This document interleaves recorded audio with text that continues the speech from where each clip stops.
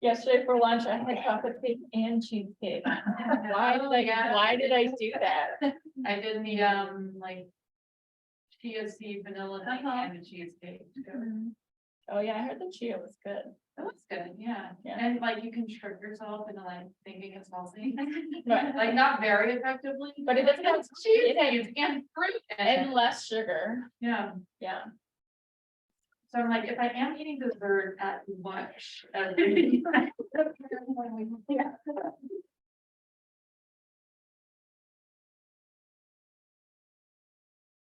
Is everybody leaving like during the session or like after or like some people are like bouncing, I know at like 9 or something like that. So My flight's at like 2, so I plan to. yeah, mine's not till 3:30.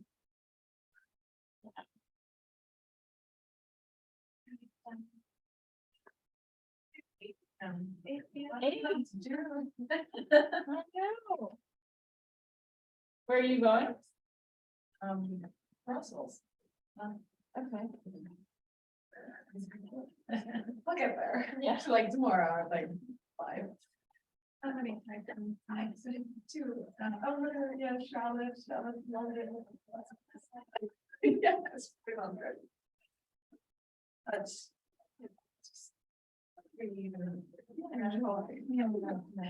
Just need to switch my.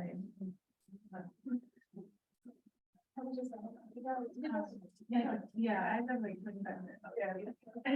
Here, you live 25 minutes? Yeah. Oh, fantastic. Yeah, super nice. Where do you live? Hillsborough. Okay. Yeah. Been staying with a friend in Cary. Okay, yeah. So I've been like, I use his car and like drive here every day. It's kind Yeah. of ridiculous, but my 2 colleagues from Madagascar who will be with me, if they can find the room. They lost their suitcases. And so they had no clothes. And so Monday morning I picked them up. We went shopping, got all of their clothes. We made it in time for our like lunch with a donor, Wow. which is fantastic. And then that's fair. Then like some of their suitcases made it, were delivered, but then like one came like the day after and it was damaged, and so I had to take them to get like suitcase. And so I was like, wow, I'm so glad I have a car. And I had to like take them suitcase shopping and like all this other stuff. Because they're still going to DC and New York also as part of it. Hey. Can I ask you something? Yeah. What is breast? I actually don't know who named. I actually okay, that's a lot. The woman who put that title together is on vacation, and so I'm here. Well, I mean, I'm not amazing. Yeah. I don't know if I'm missing. No, exactly. I don't. Does anyone else know what breast tack like would refer to? I feel bad being the moderator and not. Right, because I did down the brass tacks. Yeah, okay, getting down to the, okay, fine. It's like 101. I'm really starting to think of my board on like 2 days. Okay. No, you thought, I think I would draw my movement. Got it. He was. Yeah, you can.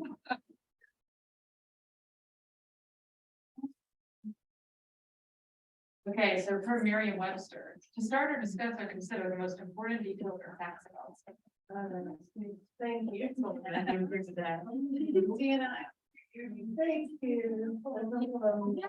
Columbia gave me them. Yeah. Up there, I got to Columbia and she gave me those same earrings. Well, they're different color, but basically the same. But then I lost one, so now I just have like one, and they're bigger, and so like I just have it on my wall. Exactly. Great, so I don't know where my co-facilitators are, I guess they're gonna come later. But instead of like everyone else doing a breakout discussion or whatever, at the end, we're gonna actually start with a little simulation of a social analysis and action exercise that we do with community members, we do with community leaders, we also do with like political leaders as well. So we are currently in a schoolhouse having a meeting. and I work for CARE. My name is Kelly, that's my real name. You can say your real name and then tell me your role within Mimosa community, okay? So we're gonna go around and you're gonna say your name, just your first name, and then the role you play in Mimosa, what you do, what the role you're gonna play for the next like 15 minutes. And then we're gonna do an exercise. So can we start with you? Thank you so much for being here. I know the rain really made it hard to like get out of your house and like trudge through the mud to get here. So I really appreciate your time. Just so you know, we aren't giving any prizes or per diem or snacks or anything. So I know some of you will want to go. But anyway, my name is Kelly and I really appreciate your time.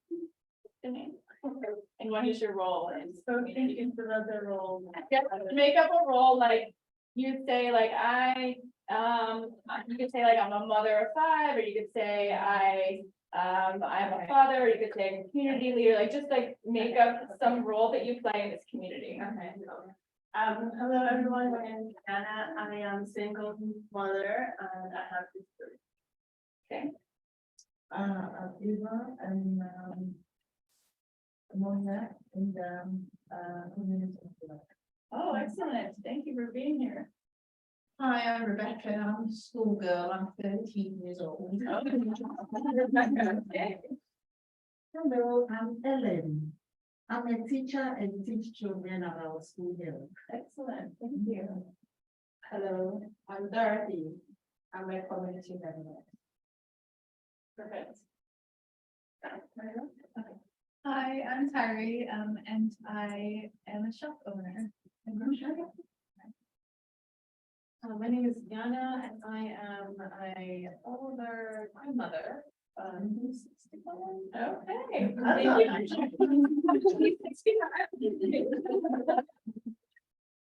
I'm Madeline, and I'm 30, and I teach Sunday school. Okay. I'm Allison. I'm an adolescent girl. I'm the leader of the youth group. Oh, thank you. Yeah, we specifically asked you to be here. I am Aisha. I am 8 years old, and like. You helped her get here? I hope so. My mother.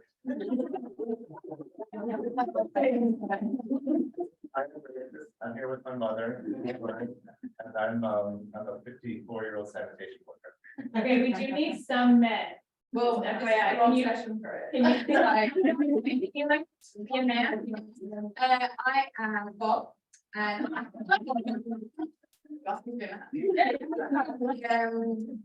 my kids, anything in our house, we don't have names. So I am Bob, and I am part of the water committee here and one of the elders.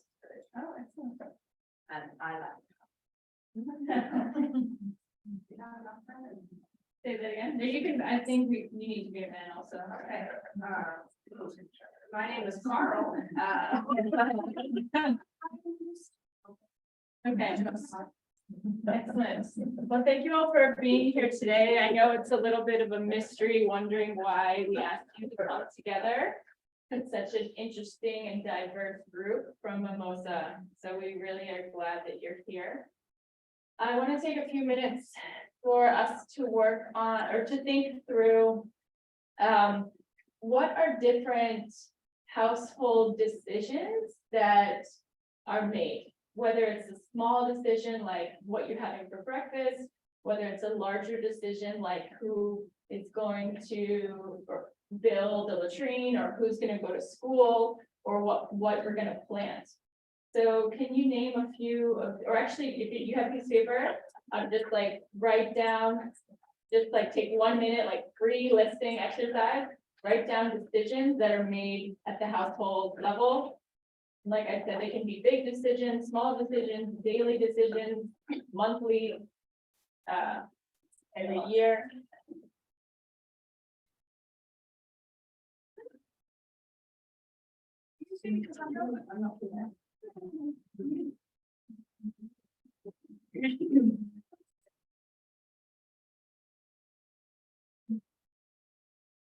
Welcome. few more delays on the road, right? So I've already started reviewing the essay exercise, and everyone from this mimosa community is writing down different decisions that are made at different levels.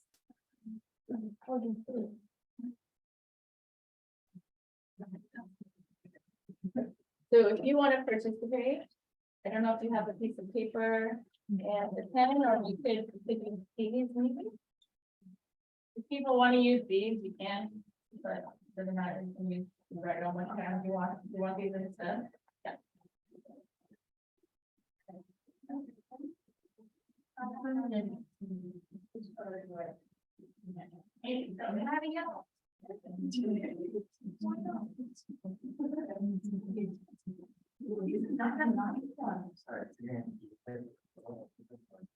We didn't talk about mimosa, but what do you guys think? Yeah, I mean, I was assuming more of a rural community, or like a large rural town. You want to write down decisions made at the household level, which are either daily or monthly or annually. Other examples.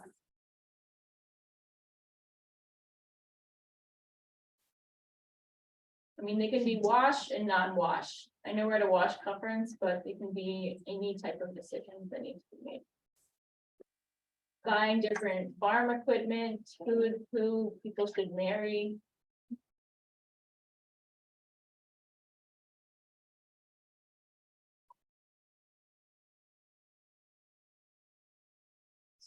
Starting a business, participating in an IGA, being on the wash committee.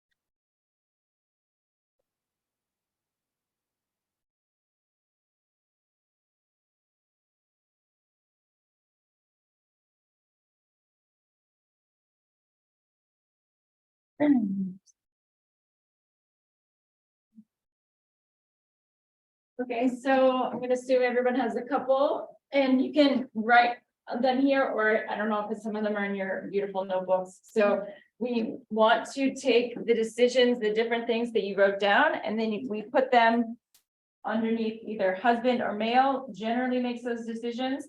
The spouses make them together, or the wife or female makes those decisions.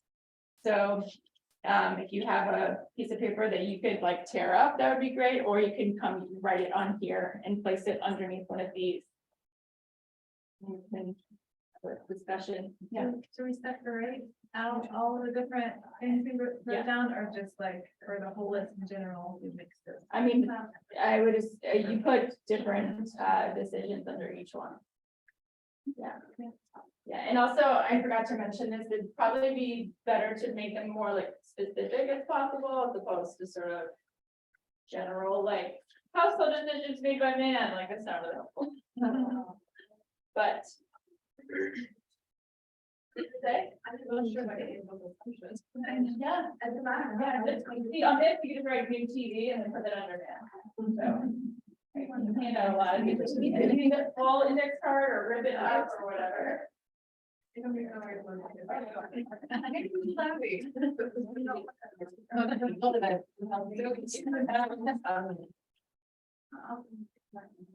Do we? Like, Well, you know more about it than I do. You know more about your own culture and where you come from, but yeah, so what does it say? Expenses for wash products and services. Where, so if we take that as one decision, where would that go? Where do you think it would go? I'm not gonna do it. Husband. You think it's the husband, okay? Mother husband.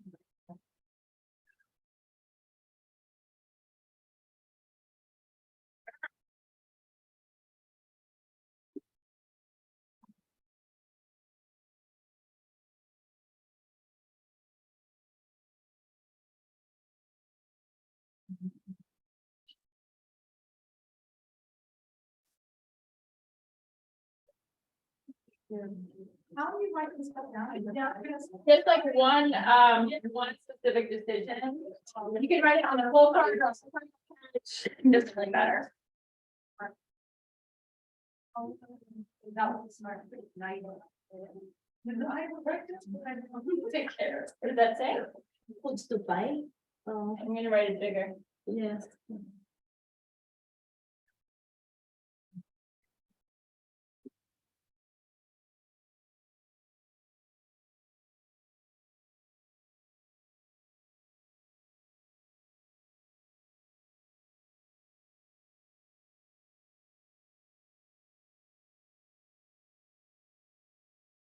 What to cook or eat for meals, okay?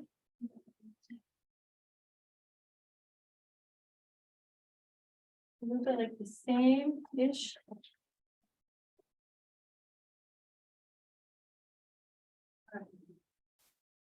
Oh, wow, we have three, yeah, that's fantastic, okay, okay. You don't have to write all of them, if you want just like three, it would be great, 2 or 3, so that we have enough to. It's more if you want to just put it on a card and write it really big.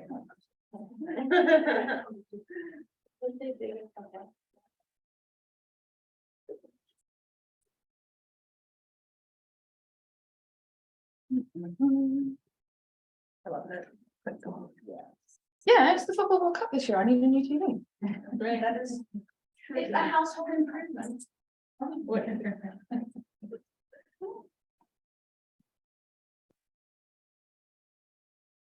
Actually, don't think I really know. Depends. Well, it's your opinion, or your household experience.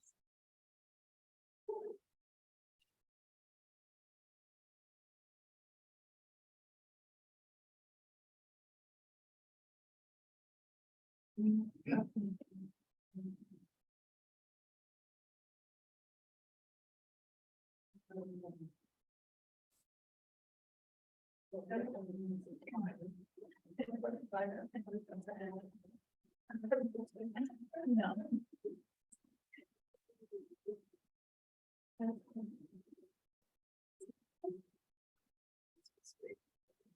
Sorry.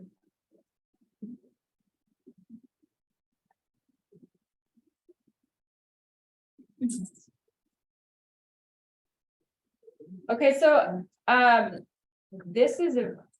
this community definitely has a lot, under the male or the husband decision making, but a lot of shared decision making. We can see the different, activities and the different things. Were there any decisions that you wrote down that were difficult to know where to place? Or that you kind of had to think a little bit longer about whether it's the man or the woman or who makes the decision? Yes, So, as the man, I felt it was up to me to decide what percentage of the household income should go on the household. okay, But then the reality is that it's probably the wife making informing that decision. Mm, So while it might be my decision as the main earner, the reality is that the woman in the household is going to say, well, this is what we need money for food, for other, I'm assuming that she's taking care of education, food, sanitary provision, so Right. sanitary pads or whatever is the local equivalent. So I put it under the man because in some ways I'm the one who's overseeing the whole income. But the reality is I'm assuming it's informed Five women. Does that make Okay, sense? yeah. Cause here under the woman's decision-making alone, we have food to buy, what to eat, what to do for the sick baby, where to fetch water, cooking, buying food, what food to purchase, buying small household items, what to make for dinner, tonight. It's the worst. Engaging in the household chores, okay. Can I have a volunteer to read some of the man alone decisions? Do you mind coming up and reading that? We would normally all stand, but I guess with COVID, we shouldn't still be like 2 feet within each other, so. Yeah, just read a few, just read a bit of a sample from. Right, okay, male decisions are whether I'm gonna have a private water connection at home. I'm gonna decide who marries and at what cost. Oh. Yeah, buying equipment. Any big investments like a house or a car, that's my decision. Maintenance of vehicles. Percentage of income that I give to my wife. Oh. New TV, that would help a lot. Put some others down here. Oh, deciding where the women can go, under what circumstances and with whom. Does anyone have any comment on that? Anyone agree or disagree that that should be there? So I thought this exercise was interesting. I don't know if this answers your question, but I immediately put myself in a headspace of like a more like developing country context. And then like thinking about this activity like in my own personal life, like with my husband, I'm like, oh, I would never let my husband, take agency of that decision. Or that would be very offensive to me. So it's really interesting that like I automatically kind of assume into these like gendered categories, but we didn't even, I mean, somebody else might decide where this community is located, of course, you might have a different. Yeah. I think it's Marathon. So I just found that like really fascinating. Good. I mean, there were a lot here that people made together, I mean, that people decided that decisions are made together within the household. What happens maybe in your household or in Mimosa or places where you work? What happens if there's disagreement about what to do? Maybe whether or not we send the girl to school, or whether or not we build a latrine, or whether or not a woman works outside the home. What happens if there's a disagreement? As the leader of the youth group, we talk a lot about what happens between our parents in our homes.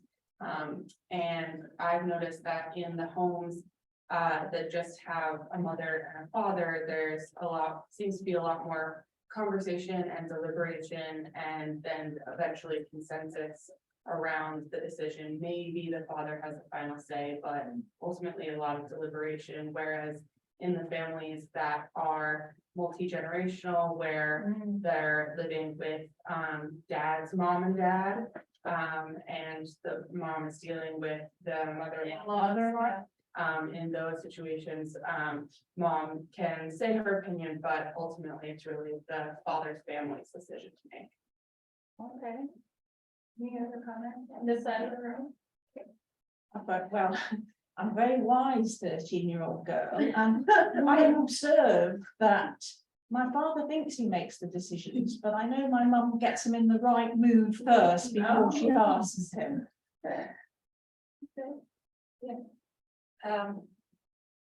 My son has 3 wives. And we live in the same house, but my daughter is not the leader. We have a women group. And unfortunately, my daughter is not the leader in that group, yes. So the leading woman decides, we always discuss this, but she said if she wants to do something, she's the one talking to, okay, my son, I said, so then my daughter is. Yeah. Okay, the relationship with guns. Right, yeah. So, yeah, I mean, woman decides, but there's a dominant woman in the group who tells so, and we follow. Interesting, okay, and you had a comment as well? Well, it was in a parallel universe, actually. Because I actually only have one wife. And I think we need to make this decision together, but I think we'll lead the strife because I want my mother to move in with us, but my wife and my mother have never really gotten along. And but she's 80 and she's blind and also she's kind of, you know. Well, she's not as sharp as she used to be. So I think she has to live with us, but I'm worried that it'll cause tension between me and my wife. And is that a joint decision or is that one that I force on her and then, you know, and then we have, you know, discord because of it? And are you gonna take care of your mother or you need your wife take care of your mother? Well, I have to work.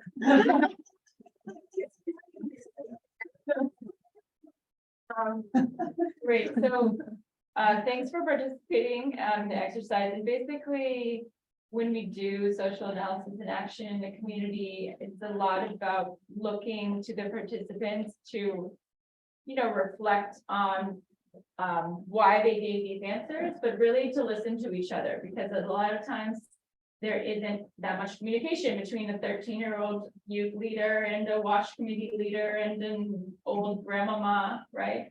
And so just trying to have everybody create a space where everyone can share their perspectives and share their experience. They might say, well, we know traditionally men don't fetch water, but actually, like, my husband helps me, you know, carry firewood while I go fetch water. So he is helping, he is doing a lot, even on the village level or the public level. It doesn't seem like he has a role. And also, why are certain decisions allocated to men versus women?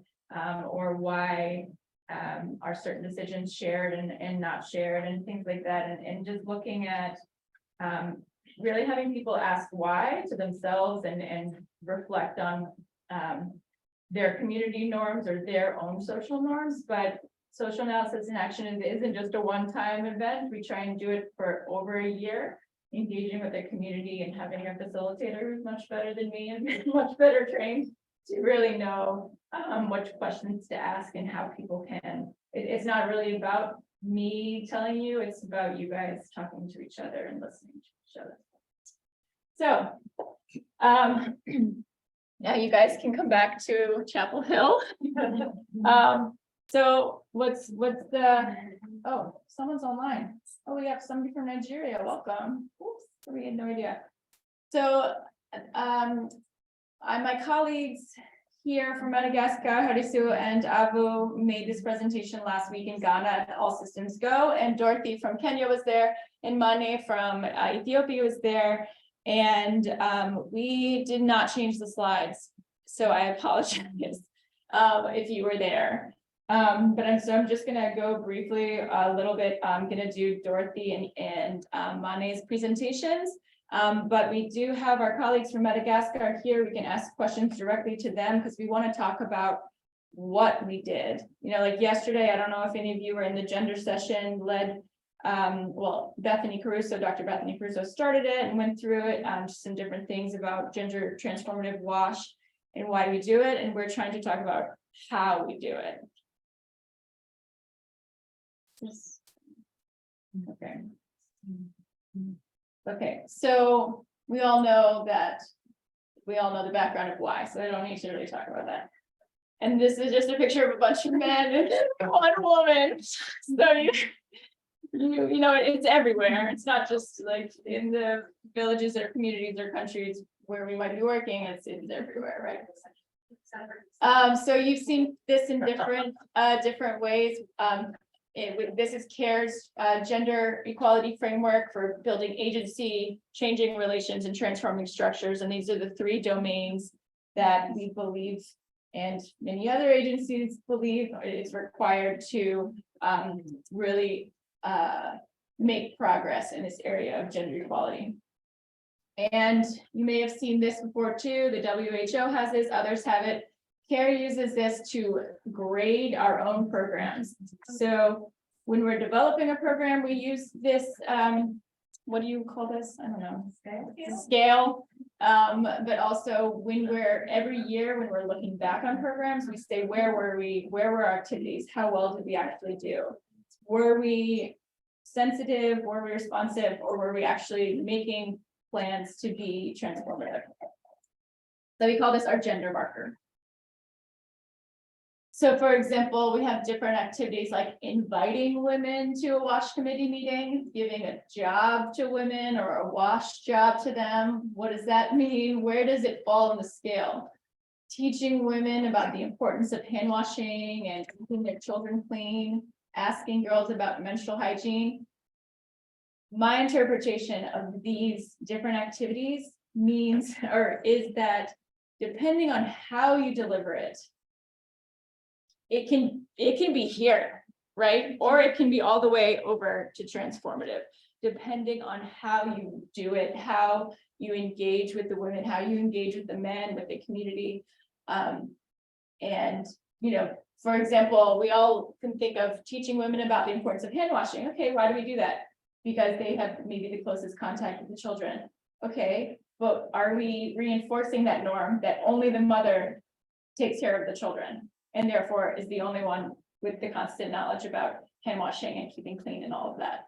So, you know, with everything that we're doing, including women, can either be transformative or it maybe isn't at all.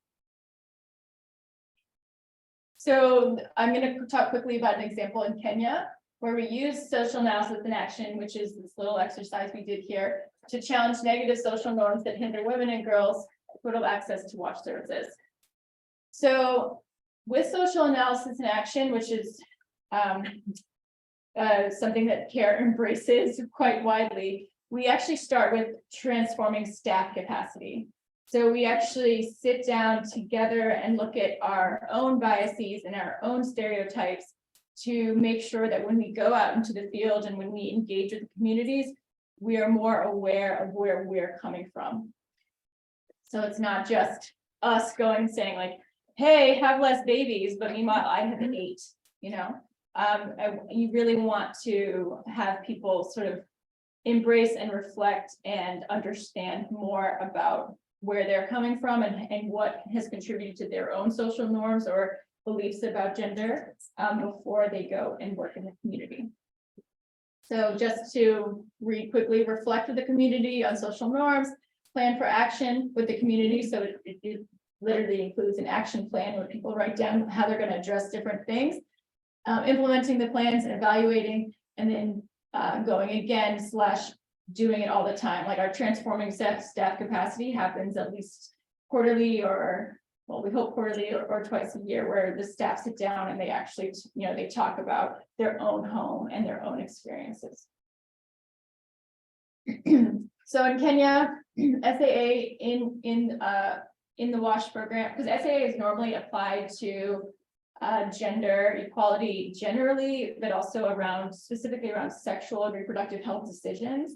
And so SAA was taken as an approach to apply specifically to WASH, which to me, SAA, or when we're thinking about gender equality or gender transformative approaches, doesn't really matter which sector. You're really just trying to work with communities to figure out, okay, how can we come to a better understanding of each other and have a more equal communication, whether it's about WASH or whether it's about sexual reproductive health and rights. So you already know that SAA is a facilitated process through which individuals and communities explore and challenge the social norms, beliefs, and practices that shape their lives. So the project took place in Western Kenya, I believe in Kisumu or Siaya County. Anyway, it's over by the Lake Victoria. So I'm not going to go much about the context right now.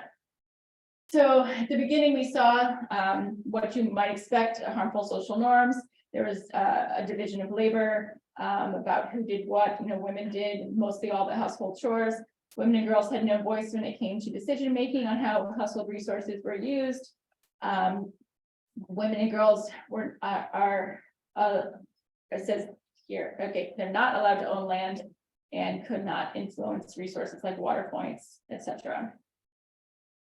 These are all things that you probably have already been exposed to, and you already know about. Access to public space is limited. Voice and leadership of women is limited.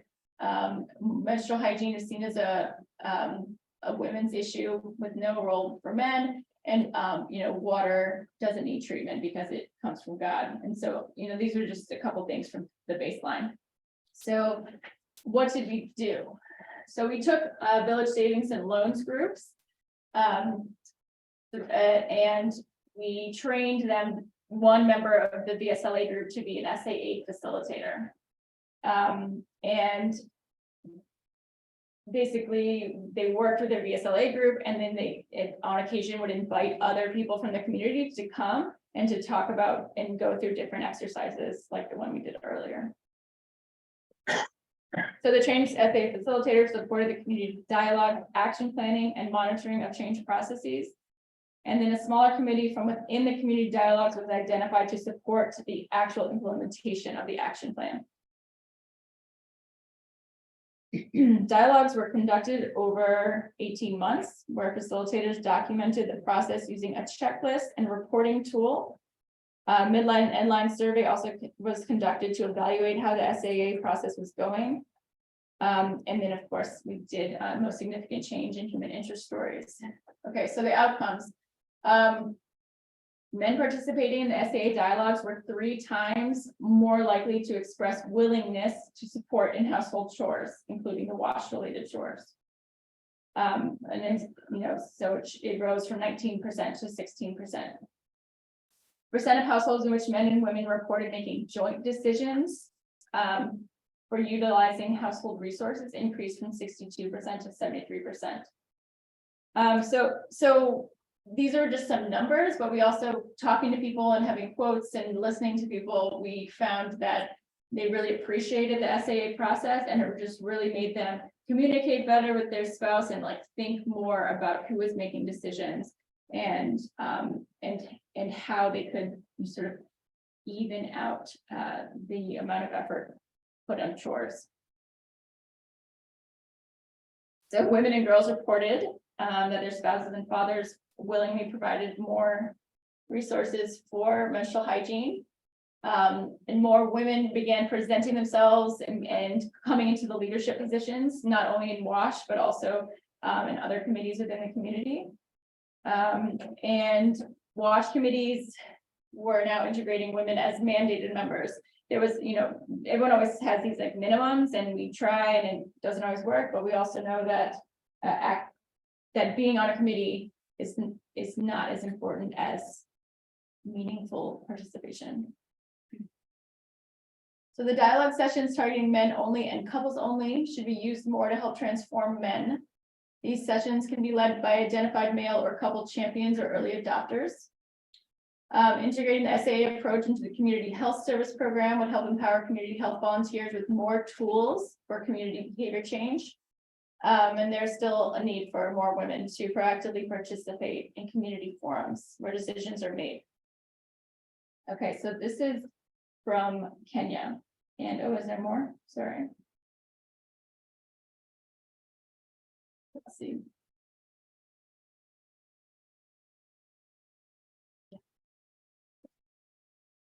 So that was just an example of Kenya, where we took SAA and we worked with 10 different communities, 10 different community groups, and worked with them for over a year, and then tried to see what kind of changes were made. And we saw a lot of movement of people's opinions, and we don't know practices of what actually happened, but we know that people's attitudes had changed, the men and the women.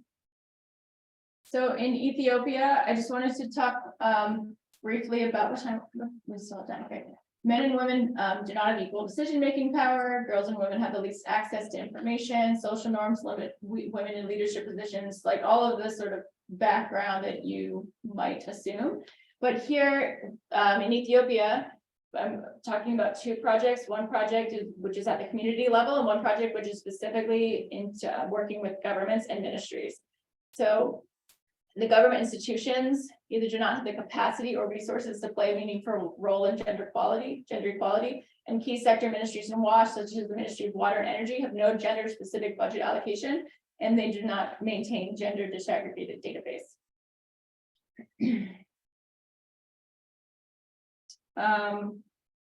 So one of the projects, we were very excited because CARE received the first huge amount of money for a specifically menstrual hygiene project. Instead of it just being like a side or like a part of a project, it was actually only about menstrual hygiene. And it is about engaging the private sector, product creation, of course, behavior change, awareness, and like working at all different levels. So it's a really exciting project, and it's funded by the government of France. So just some background is 67% of girls reported that they have not received any education on menstruation in school. And then although in the other end, 27% of the Ethiopian population practice defecation, open defecation. Oh, this is important too. 90% of students reported that their school did not have a separate sanitation facility for females. So this is some of the background for the menstrual hygiene project, looking at how menstrual hygiene products, they don't really know exactly where they fit, like who regulates them, who says they're safe to buy, you know, what type of sector it belongs to. All of those questions when it comes to menstrual hygiene products have to be researched. So there is a good environment in Ethiopia for menstrual hygiene. There was a special task force created led by the Ministry of Health and Ministry of Education and UNICEF in 2016. And then there's also been interest at the government level, at the presidential level, and then this One Wash national program as well, to include menstrual hygiene management in the One Wash plan, which looks at sanitation coverage and water coverage in ODF. So I already mentioned that. So for this project, there's 3 main dimensions: advocacy and awareness raising on the issues of MHM and related biological and psychosocial changes, production and distribution of the products, and then construction and maintenance of sanitary infrastructures adapted to menstrual hygiene for girls and women.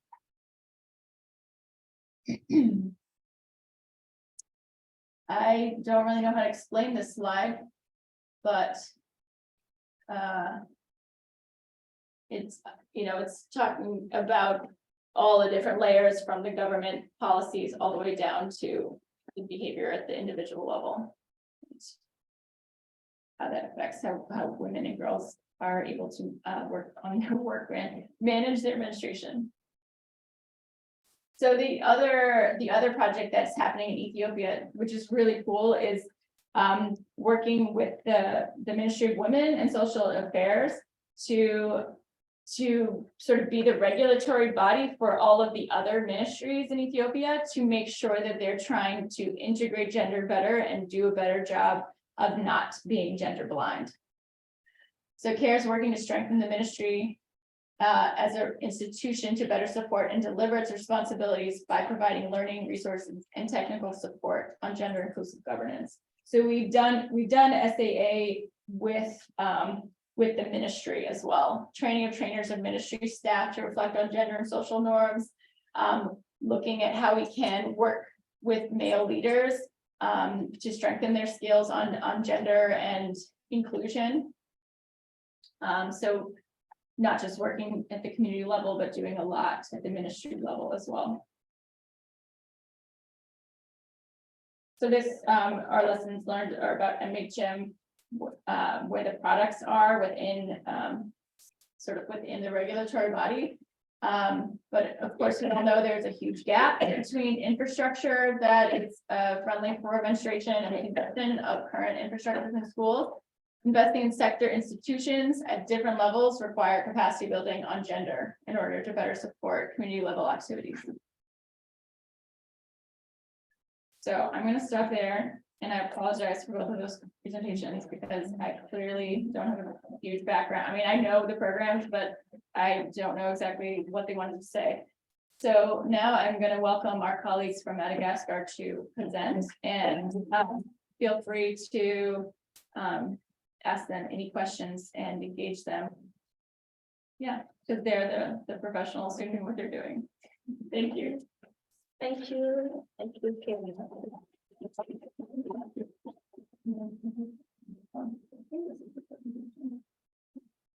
Okay, so hi, everybody. My name is Asu Asamoah. I am from here, Madagascar, and I work with the Runwash project, which is led by CARE with the consortium composed of the CRS, Madagascar, Waterred, and 2 private sectors, which are Bushboot and Sanajan. So today I am going to talk about how we integrated gender and social inclusion in our WASH project. So we will have a brief overview of the project first, and then I will present the results and the recommendations of the gender analysis we did at the start of the project. And then thirdly, we are going to talk about the gender strategies and our key activities. And finally, I will discuss the key results and all the changes that we could observe over the time. So what is the Runwash project? It is a project funded by USAID, working in 7 regions of Madagascar. So our goal is to increase equitable and sustainable access to water, sanitation, and hygiene services for rural communities to maximize impacts on health and nutrition. We have 3 strategic objectives. The first is related to governance. And the second is the engagement of the private sector. And the third is the adoption and acceleration of healthy behaviors and use of WASH services. So let's move on with the key results and recommendations from the gender analysis we did at the beginning of the project in 2018. So what did we find? So we found that women and girls are mainly responsible for household chores. We did the exercise, so I think the results might be slightly different from what we did here. We also found that men were responsible for discussions and debates in community meetings. And as a result, we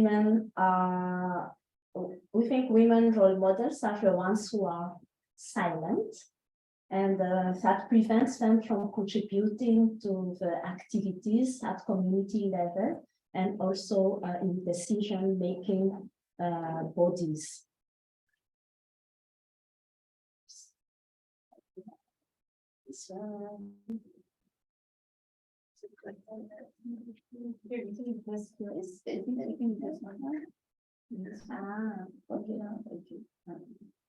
No,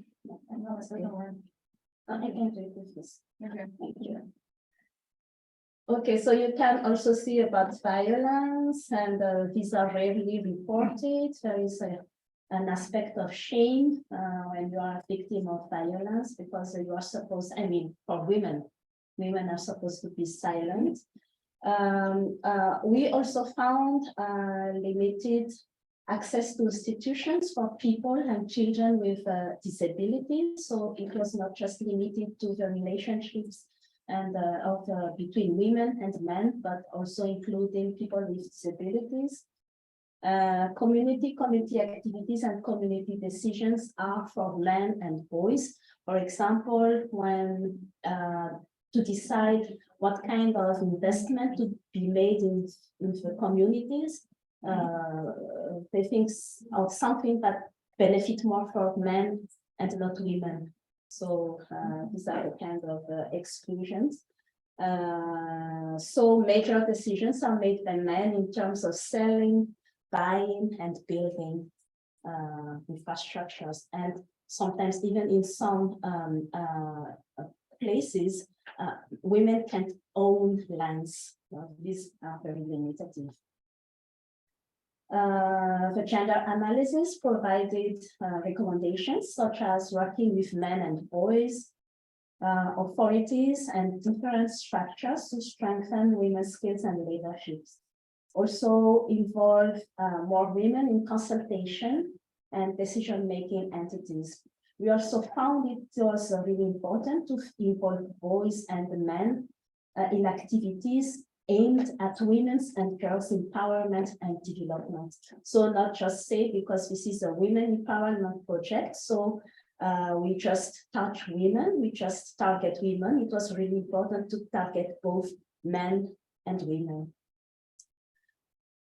So this really required an understanding of how men and women use their time in the household. And it is also very important to consider the views of all women, youth, the most vulnerable, and people with disabilities in the design of WASH infrastructure, products, and services, so to ensure inclusiveness. We also established and promoted accountability mechanisms tailored to the population and ensuring that they are appropriate for the different categories of the population. So we designed a gender strategy with the key activities. So to have sustainable and inclusive impacts, Run WASH contributes to strengthening the WASH system by adopting the building blocks. So gender and social inclusion is a transversal component of the project.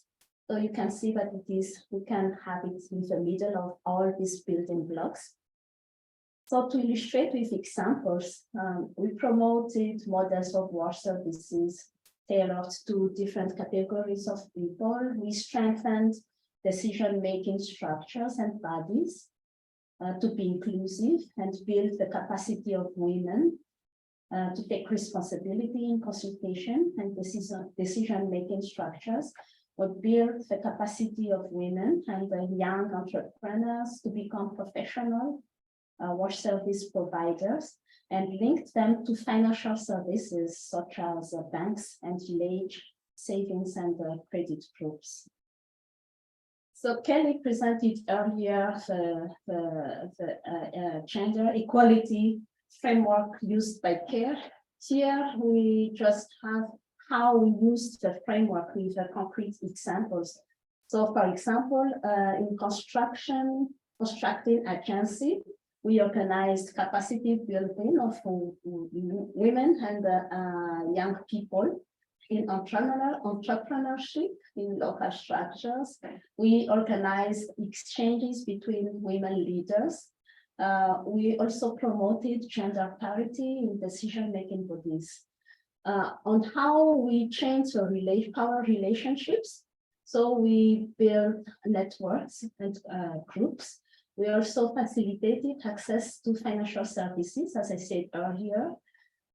We influenced groups and individuals, and how we transform structures.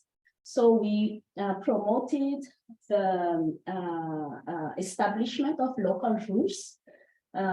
We also addressed social loss using SAA, as Kelly presented. We also touched on procedures and mechanisms so that change could be institutionalized.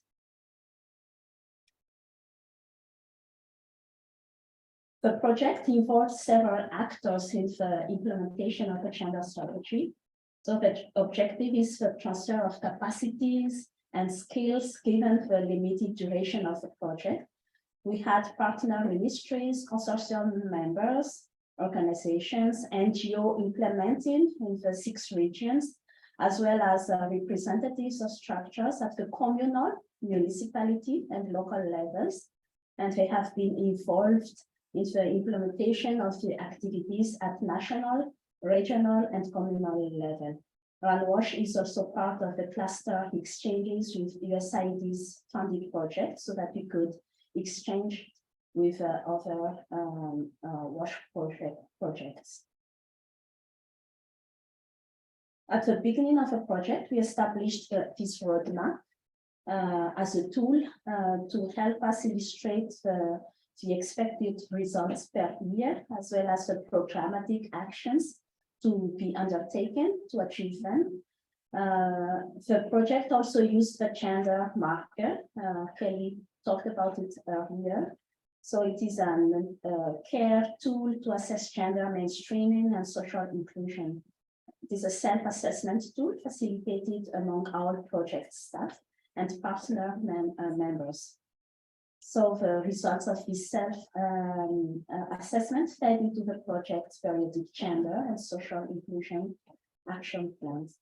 Now let's move on with the key activities. So several approaches were used in the field, such as men's engagement for women's empowerment, women's leadership exchanges and social analysis and action, advocacy by local consultative structures and civil society organization, capacity building for communes, communal authorities, to improve their budgets, to include wash budget lines, and also to undertake rehabilitating wash infrastructures adapted to the needs of all categories of people. We can cite also initiatives taken by the communes with local resources to increase access to safe water. We also implemented the grow-up sticker approach that you can see in the photos.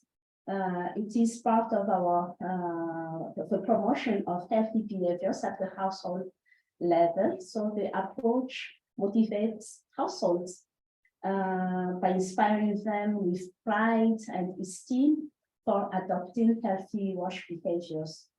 So these tools foster emotions. So the flower sticker, we have the 4 healthy behaviors. You can see the yellow petal is related to use of toilets. The orange petal is related to hand washing with soap.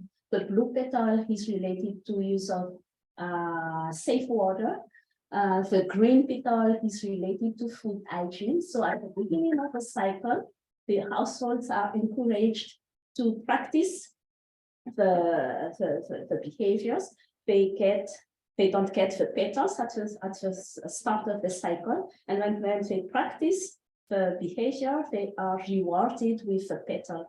So they are encouraged to complete the flower petal. And when they complete the 4 petals, they can become what we call a model household.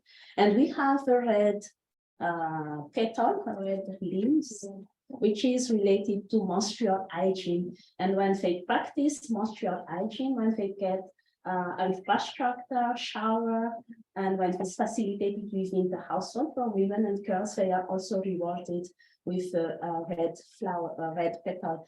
And at the basis, at the root of the flower, we have gender, because we explain and we talk with the families within the household that the gender is the basis, how men and women have to participate together and be responsible together so that the practice of this behavior can be sustainable within the household. So this is one of our approaches. We also strengthen private sector involvement, because when we say behavioral change, we also associate it closely with use of services. Services and products must be available so that the household can practice the behavior. What else should be available before we are asking them to use safe water? Soap should be available. So we are working closely to strengthen private sector. We have identified local operators, mostly youth and women, and build their capacity to become professionals. They have developed innovative products such as washable pads in various sizes according to the needs of their clients. Also toilets that are easier to wash and comfortable for all members of the household. and hand washing devices. We also used the SLA groups to facilitate access for small scale operators and also to allow them to have financial services adapted to their needs. So what are the key results? To better illustrate wash system strengthening, we have categorized the changes by each wash system building blocks. For example, in this first block, in gender and social inclusion, women, youth, people with disabilities found their place in decision-making bodies, in the provision of services and improving their access to services. Wash sector development structures consider all categories of people. Local structure coordination involve women and people with disabilities. Communal and local level planification process takes into account the needs of different categories. Coordination, especially at the regional and communal level, has been strengthened with the involvement of these various structures. In terms of monitoring, efforts were made to have disaggregated data, thus facilitating action for inclusive services. Service providers have improved the monitoring of their services to consider the needs of all categories of people. And planning at the regional and communal levels are improved to involve all social categories and focus questions. And thanks to the support provided to the communes as well as to the SLAs, we could improve financing. In terms of use of services and behavior change, wash professions have developed. Women and people with disabilities have been able to use their talents and skills to provide products and services tailored to community needs. And the support to women leaders engaged men and model households have resulted in ripple effects and scaled up adoption of healthy behaviors. Communities are using accountability mechanisms that they find appropriate. There is also the use of local civil society organizations that were increasingly dynamic, involving women and youth and people with disabilities. And finally, environmental preservation are initiated by local structures involving all categories of people. So we'd like to share a few achievements. 83 women leaders emerge at the community level, inspiring leadership changes in other women and girls. We also had over 6,000 model households who adopted 5 healthy behaviors. Over 864 individuals have improved their income through wash jobs created, of which 51% are women. 177 people are involved in the promotion of gender and social inclusion in their respective communities as a result of their involvement as gender focal points. And recently, 7,782 members of the dialogue and consultation structures at the communal level, and 35% of them are women. Thank you very much for your attention.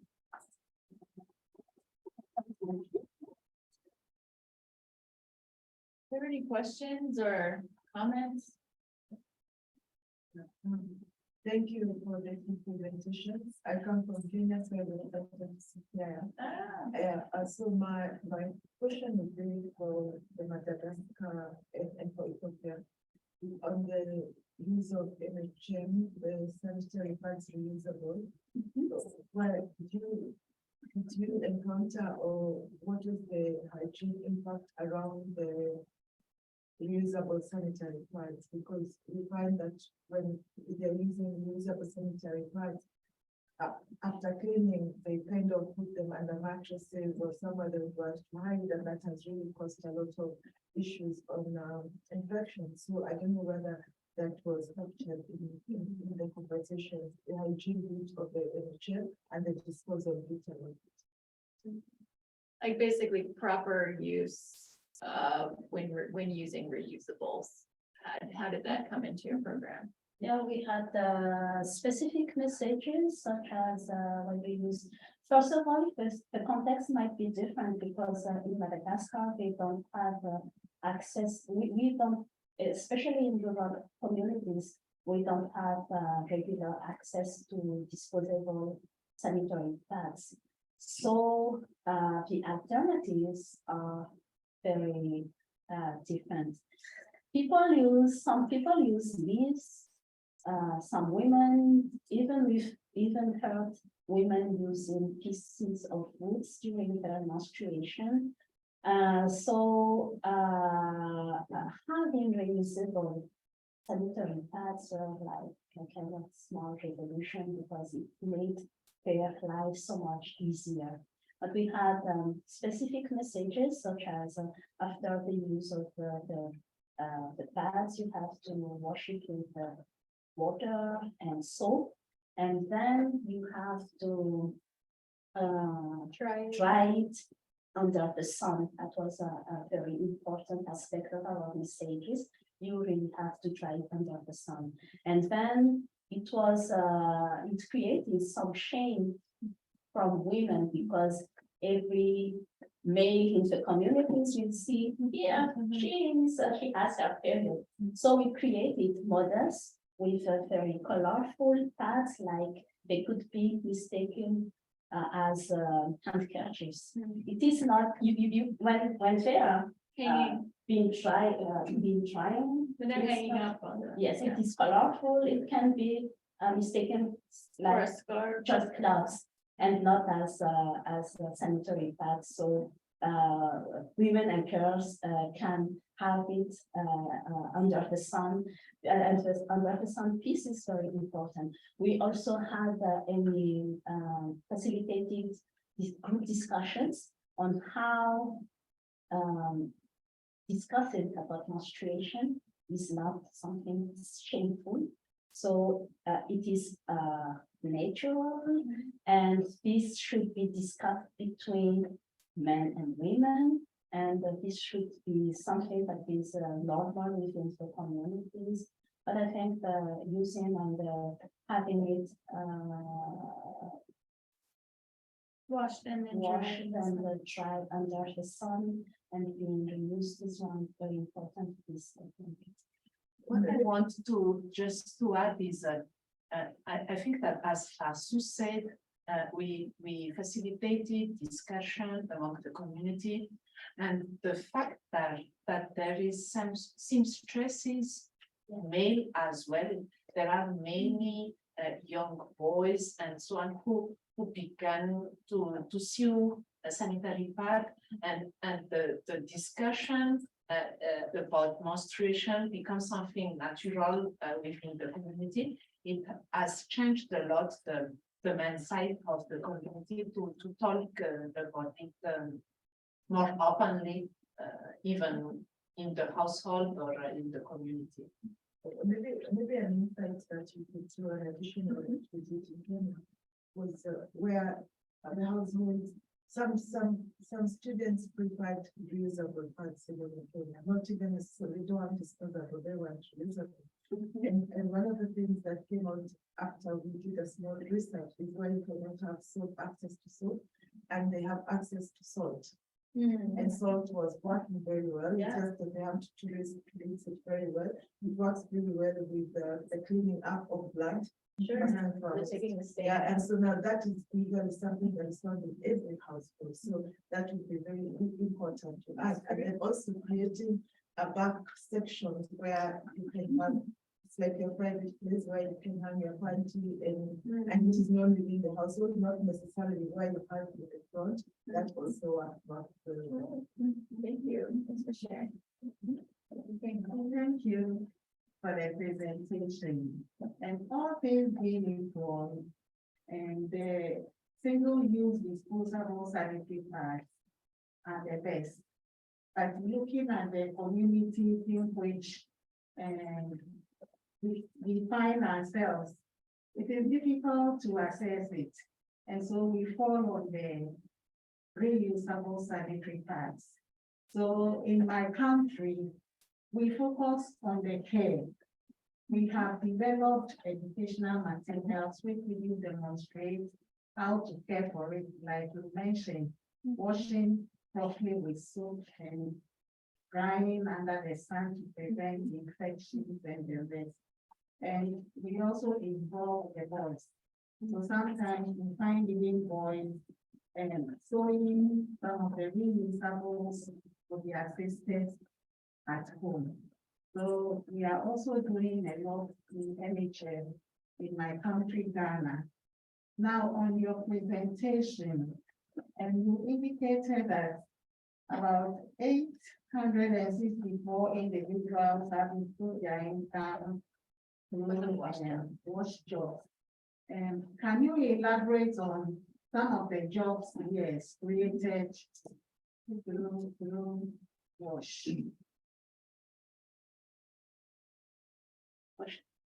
Okay, so we have mostly related to water, sanitation and hygiene. To water, we have, because we are working with the private sectors, we have this model of public-private partnerships. And so the management of the water system is delegated by the communes to the private sectors. So it created in the communities many jobs when the local private operator got the management of the water system, like, for example, secretary, sales agent, technician, site manager. So these are the jobs that could be cited for the water. We are in sanitation, we are working with local masons, and we have women local masons. So we've trained, I don't have the exact numbers, but we've trained a lot of local masons, and they also trained other local masons to produce improved toilets, especially to set up the sandflat slab, or to construct pits, to dig pit and then construct superstructure. So local masons. We also in hygiene, Avu has talked about the seamstresses. We've started with at the beginning with maybe 20 seamstresses from the regions.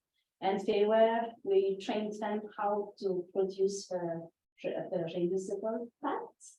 And then when they went to the regions, it worked so well. And then they trained themselves, they become trainers of other women. And now we have many more than 300 seamstresses working in rural Madagascar. Some of these seamstresses have even become got big orders and had to hire other seamstresses because they got so much big orders, and so they could not do it for themselves. They had some enterprises who wanted to use the reusable pads. So the seamstresses is one of our most successful activities in creating jobs, and just not only for women, but also for boys.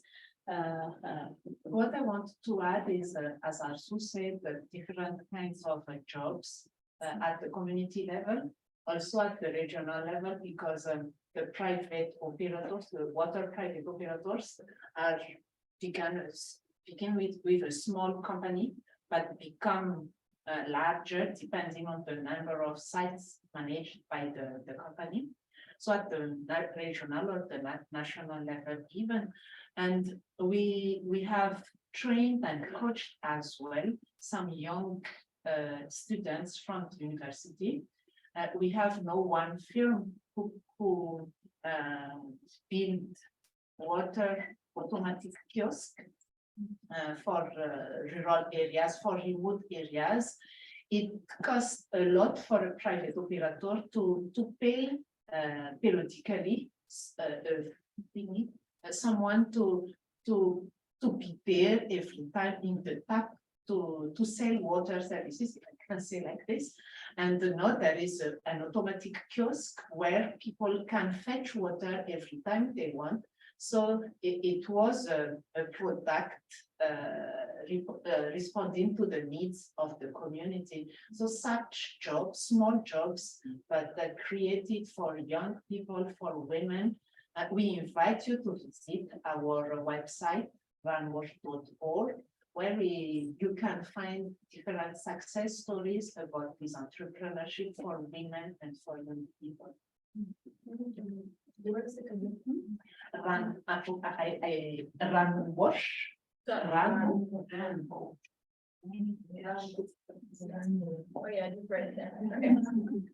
Okay, maybe behind us, she was, and thank you. Conversation on your agenda focal points, and then I have a question about the MHM stuff, so everybody else can ask me, but interestingly, in the UK, they appointed a mental hygiene management champion for the first time ever with the government, and it was male, and it ended up shooting down the whole program, because the whole UK went, how can we have our first MHM champion being a man? And I find it really interesting that you're saying your gender focal points, 177 of which got the majority of men and the minority of women. And I think I would love to understand how that's working, because of course my assumption is when you say gender focal points, I'm thinking it's all MHM, because I'm a woman and that's my perspective. So I'd be curious to know, under the gender focal points, what the role of the men is, or if based on your assessments, what you felt you needed was more on the male side. And either's fine, I'm just curious because the UK had such a bad. And then the second one is on the NHM. The pads that you're making, and I want to be very, so I sit in UNICEF's supply division. So we do a lot of procurement of pads. And I see a lot of people doing, you know what women need? They need to make their own sanitary pads. And it doesn't always work. And sometimes I think it's a really badly done program. I won't say how well you've done it, but based on observation that this is what the community needs, not, you know what women should do, they can make their own sanitary pads. And every time someone says that, I say, and as a man, do you make your own razor? No. So let's just be clear, it's the business-based decision. Great. But I want to know if you're planning on supplying to people like UNICEF in Madagascar. So what's the next step? Is that an option, or is what you're doing sufficient and it doesn't need to go any bigger? And that's okay as well. I'm sorry, we're too very. No, those are great. I think let me connect something with what you just said about standardization. What are you looking at the standard of this manufacturing of the reusable part? Standard. Standards versus innovation in terms of. Yes, Yes, I would really want in connection with what you said, because standardization, again, we could have a lot of reusable pads. It's happening in Kenya, but then the standards now are starting to affect the girls and infections because of the materials being used. So I would really be interested to hear as it happens. So the first question was about the role that gender focal points play, and what are the pros and cons of the men versus the women in those roles? When we say gender focal points, it includes the project staff first. Second, the project staff at all levels, even at the field level. And it includes as well the stakeholders, governmental stakeholders that work with the project. So there are women and men from the ministry, from the communal level, from the communal structures with who we are working. We can say that at the beginning, it was really difficult. They have gender focal points, but they are not even gender sensitive people. We can share with you that during the first celebration of the menstrual hygiene, World Menstrual Hygiene global celebration. We did a celebration at the field, and one of the manager at the ministry said, it is difficult for me to make a speech during this event because it is difficult. How I am a man, I'm going to speak about this. So there is a gender focal point, but it does not mean that this person is already sensitive and ready to change the norms as it is discussed. But it's a way, as Kelly said at the beginning, the change begins within the staff. So we worked within the staff, within the WASH stakeholders to begin the change. And we can say that it is even not underway, but it is a beginning. Having them involved in the gender focal points is already something. It improves, but it needs continuous discussion, in my opinion. I'd like to add that the power of the group, learning, collective learning between the group, because these gender focal points, they are not working individually in the field. They are responsible for a specific location. But we organize a lot of exchanges between them, and I think that is, the feeling of belonging within a group of gender focal points. So it is like I'm not alone, even if this is a very new concept within my communities. I have all these people who are like-minded people with me, and I can be empowered. So we did a lot of exchanges between and capacity building. The exercise that we did with SAA are challenging people, and I think that is a very powerful activity when we challenge everyone's beliefs, and then they are laughing because they feel like they are called out, or I don't know, but then they start to think, do it really need to be like that? Maybe something can be changed, and I, as a gender focal point, I can be that change. So, The second question. what is the second? The second question was about sanitary pad standards, and if the seamstresses and seamstress men, I don't know, are if they are doing a specific design, or if it's something they come up with locally, like, and then the capacity, you said one person hired a bunch of new people to fill an order. So is that something that looks like it's going to continue, or what is the scale, I guess, that we can do? Yeah, there is a specific issue that brought Use one of their product, like one time a friend of mine, my colleague went there and brought me a pack of 5 of the reusable pads that were made by a seamstress there, and like I used them. It's fantastic. I think it's way for me to communicate this from UNICEF's point of view is if you go online to UNICEF's supply catalog and take a look at the products, all the generic specifications are there. So you can find the reusable pad, you can find the specifications. And then on UNGM, which is UN General Marketplace, you can register a business and any upcoming tenders. But I would say to you guys, if you look at that specification and you find it is relevant, then reach out to the WASH team, because the head of procurement there used to work with me in Copenhagen, and she is the biggest advocate for menstrual hygiene management products you will get procurement available. She's phenomenal. What's her name?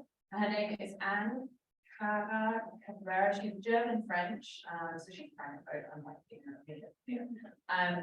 but she's brilliant. Give me your details afterwards, and I'll hook you up, and then maybe that's it. But take a look at anyone who's working on the reusable pads and wants to access UNICEF. Just look at the standards; they're all online. Yeah. And that is your key. What?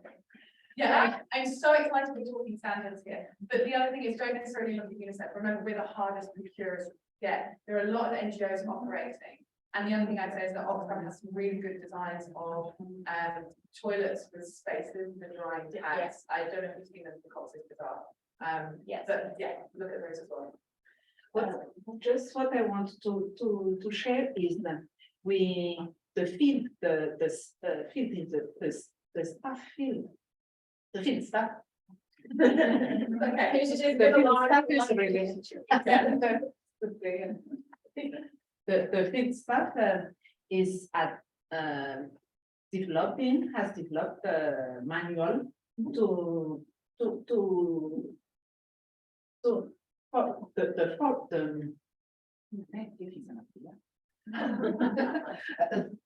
the size and the shape of its sanitary pad.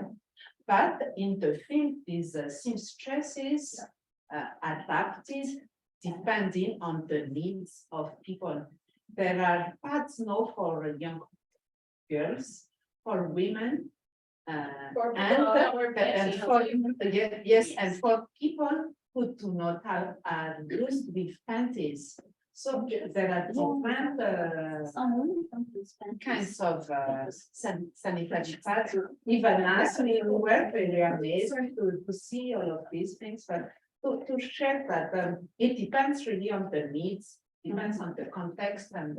So the same as WHO is also looking at reusable pads for incontinence, where the difference between fecal and urine is important. So there's going to be some designs coming out for reusable pads. There's some research being done by WHO for persons with disabilities and persons facing incontinence. And I actually think by having the adaptable pads made by the women what they want, it's better than doing business with UNICEF. Standardized to the point of excluding. Yeah. How is that? On behalf of all the people we're sending you to UNICEF. Exactly. Sorry, I have to change. On behalf of Madagascar, on behalf of Ethiopia, on behalf of Kenya, on behalf of the Africans, Ghana, that's Sub-Saharan Africa. We are sending it to UNICEF because it is difficult even to get to UNICEF Nairobi. It is very hard to get to the UN to have a conversation. And in Turkana or in Siaya, it is how do we get to UNICEF? So it is now UNICEF to create consortiums within the national level and call us to discuss on the table from Siaya, from different groups of women to come on the table and you give us these standardizations that you are able to put on board, and then using the local material, because probably the standardization are for materials that are coming from the US or China, and we have local materials. Sure. So we look at the local materials together, and then now we say this is for this region, this local material is fit for this. We would be very happy to And we've done join them. So for anyone who's interested, John, please tell us to sit down and shut up. I will listen, I promise. But we've just done it with menstrual hygiene cups. But the problem with the cups is that we asked for medical grade silicone, and I've been talking to someone who's producing in Ghana, and they're like, "Can you prove to us why it needs to be medical grade silicone versus this silicone? Because that's what actually inhibits the local production." And add the culture and taboo. No, that's not my problem. I'm not procurement only. That's a separate issue, right, guys? Like out the box. But actually, there's been some really good programs on that. So, but yeah. Sorry. No, I'm joking.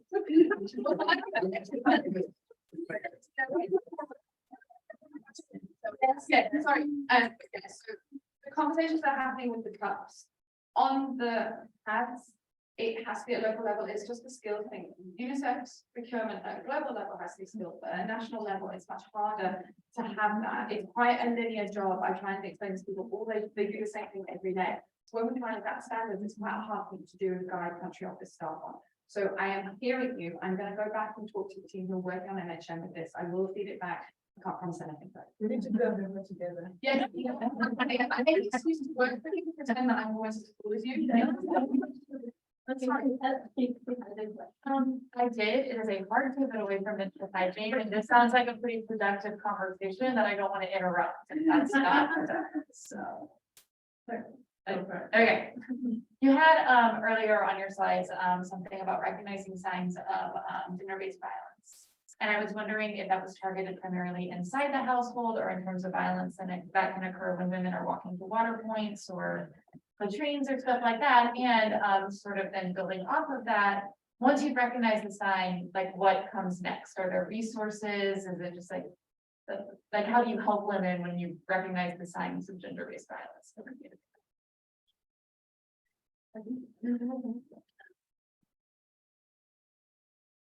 I think that, it is really a personal fault. I'm afraid that just thinking of the context in Madagascar.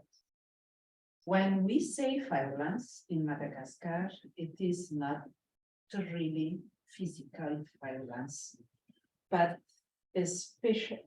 more psychological violence. And even in the household, even the community or structure, association, it is really something like natural, like normal. And this is really the kind of violence that we are talking here, that the women needs to be silent, for example, or young people should not express their voice, their ideas, while during discussion, community discussion or something like that. So, yeah, I was gonna say, in care, at least in WASH programs at care, the staff are taught to look at for signs of maybe abuse, right, at the household level, but we are not prepared to respond to that. We're not trained to, right, because we talk about hand washing. But our staff are made aware of referral mechanisms, either at the community, the commune level in the case of Madagascar, or whether it's phone numbers or other contacts. So whether we feel safe that we can talk to the person in, or whether we talk to the actual social worker or support and sort of say, you should check in on this house. It's usually like a secondary thing. We don't sort of do any sort of counseling or like, hey, you should go talk to somebody. It's more like, if you feel like you need extra support, and like a lot of countries actually have like a card that they can share with people that have different access points. But yeah, this is watch that. We don't really do it. I don't know if anybody was at the USAID BHA session yesterday, but it was really interesting. They're putting psychosocial support under one of the capacity building areas that is needed by WASH staff in emergencies, and I find that fascinating, necessary, but also serious. And at community level, we have different tools set up to stimulate people to express their voices. There is Green Line, there is community box, ideas box. So different kinds of tools, considering the different categories of people as well, to facilitate this voice expression. Yeah, Sure. Yes. I wanted to ask, I don't know, maybe you, Kelly, but or if you use this method as well, the SSA. I just wanted to ask, it's a bit related to gender-based violence, I guess, but have you experienced any unintended consequences or any sort of potential for harm within the community when you do these activities, and how do you approach that? And is there anything that someone who wants to implement this should be aware of when trying to do an exercise like that? Because I think it could serve as lots of, No, that's a really good point. You do rely a lot on the facilitator to make sure that the conclusion of the session is in the right direction, because of course you want to listen and you want to have sort of natural dialogue and exchange. But I think also encouraging others in the room to actually share and be like, do you agree with that opinion? Maybe sometimes you have to split groups up and have them talk and reflect on an exercise separately, and then bring them back together, and then you share what they said and how they feel. But yeah, I mean, I don't know if that's a specific example, but because SAA is an ongoing process, there might be a session where it's like, oh, that didn't really go as planned, but then you go into the next one a little better after having received support from, the field office or something. do you have anything like a do no harm framework or approach or sort of strategy for that goes alongside this activity? Yeah, there's a whole SAA manual, and the harm approach is definitely integral to that. I know you had your hand up like a really long time ago, right? Did you change your mind? No? Conversation, so. Oh, thank you guys everyone for being here and, you know, we'll stay up here for a little while. If you guys would have chat, I love talking about menstrual cups and all these other things, these scenarios. So thank you so much for being here.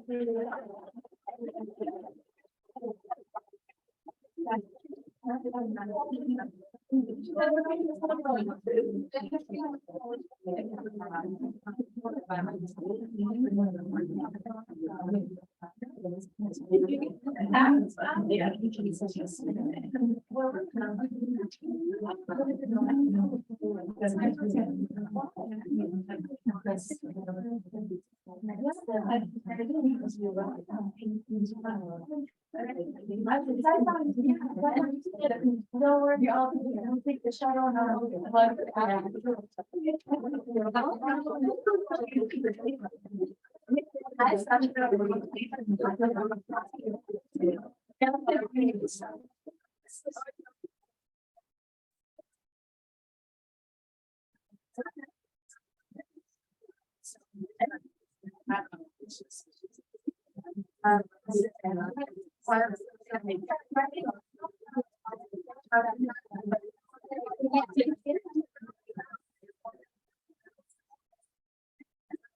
Yeah.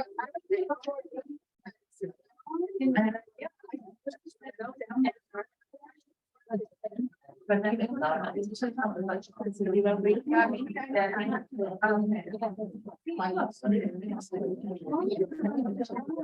Yes, I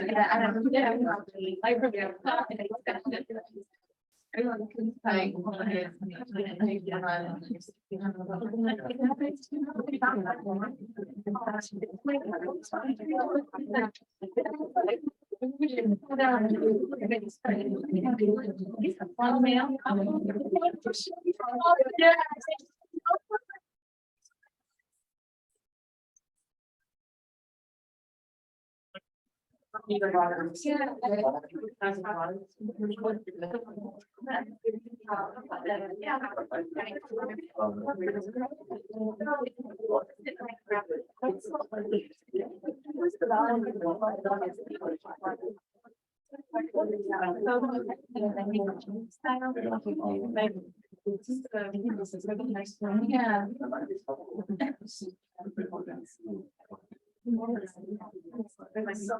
You know, enough of that.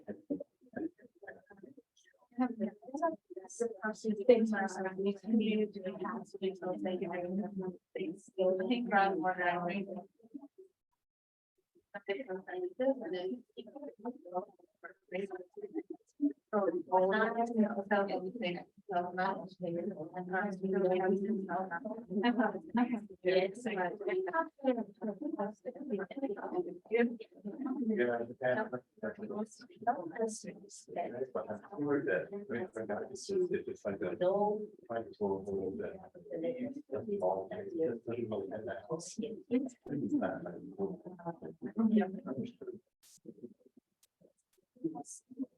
Yeah, it's not even a thing I had to do, anyone can help, maybe have.